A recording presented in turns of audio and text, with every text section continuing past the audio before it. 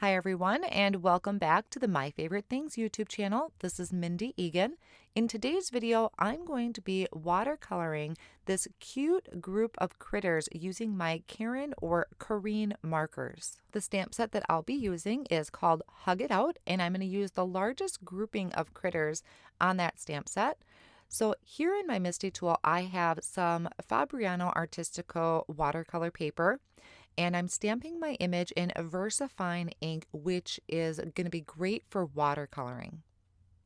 So I stamped the image twice. I'm going to let it sit and dry for just a moment, and then I'm going to start watercoloring my image.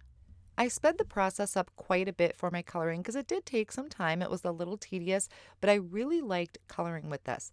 And I will have the colors I'm using listed at the top of the screen for you.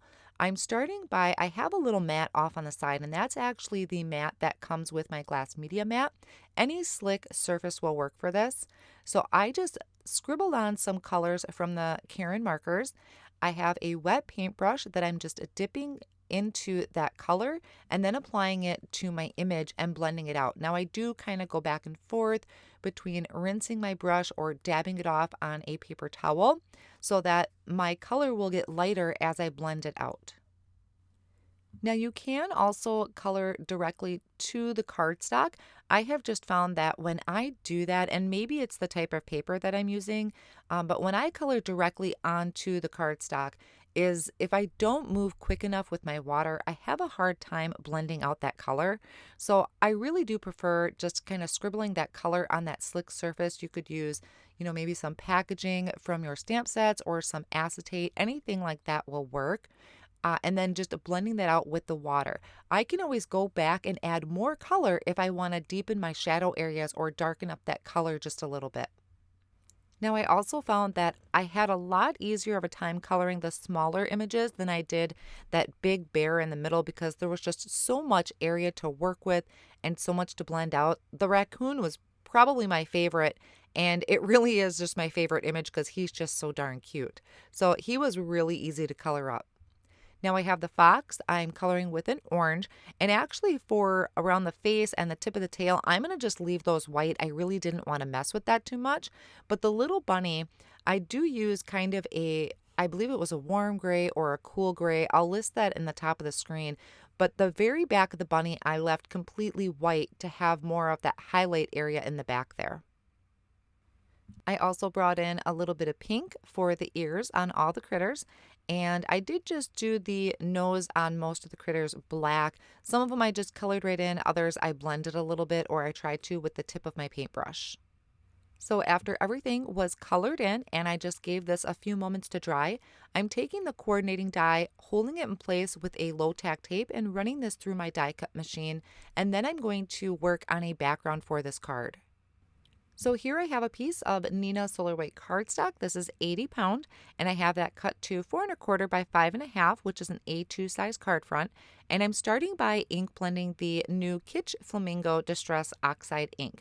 I'm using a foam blending tool starting in the middle of the cardstock and blending down so it fades off into white. And then the top of the card, I am using Shaded Lilac Distress Oxide. So starting with the top, blending into that Kitsch Flamingo, and then I'll bring my pink blending tool back in and just kind of help smooth out that blend just a little bit more. Now, my original thought was I wanted to add the stencil on top that's called Love is in the Air, and I wanted to have a tone-on-tone look. It didn't quite work out the way I wanted, and I'll show you in a minute how I kind of adjusted that. I started using these same colors. If I were to redo this, I would use a shade darker for the purple and the pink. But at this time, I was using these same colors, the Shaded Lilac and the Kitsch Flamingo. And then when I removed the stencil, I noticed it did not really show up as well as I had hoped to. So after I did that, I'm thinking I'm going to add some glimmer paste to this. But first, I want to die cut out my sentiment. I want to do this so that my cardstock is not wet or has anything sticky on it. So I die cut out the Sending You Hugs. And now I'm going to bring that stencil back in and just line it back up. It was really easy to see where the hearts were to line my stencil back up. and then holding that back down with that low tack tape. So now I'm bringing in some Moonstone Glimmer Paste, just using a palette knife and spreading that all over my background. This is going to go right on top of the hearts that I ink blended on that panel. So while this didn't go completely as I had originally planned it to, I really do like the addition of the glimmer paste. Then I'm going to remove this and wash that stencil off right away so none of that glitter sticks to my stencil. I'm going to set that off on the side to dry for probably about 20 minutes. And then I'm adding just a tape runner to the back of it. And I'm going to attach this to another piece of white cardstock measuring the same size, 4¼ by 5½. Now, I am definitely one of those people that saves all those little pieces from the inside of the D and the U, and I'm taking those and I'm going to add those back onto my card front using just some liquid glue and my tweezers. I just personally prefer to kind of have a complete look to my sentiment, but you could definitely leave them out. Then I took my image and I added some foam tape behind it to pop it up on the front of my card. And I really love how that little owl is positioned perfectly in between the U and the G. That was one of my selling points on using this image for the card front, as I loved where that owl was sitting. And that completes my card for today. I hope you enjoyed it. And if you haven't tried watercoloring before, I really hope you give it a try. It really is fun to do, and I really enjoyed the process of coloring all these cute little critters.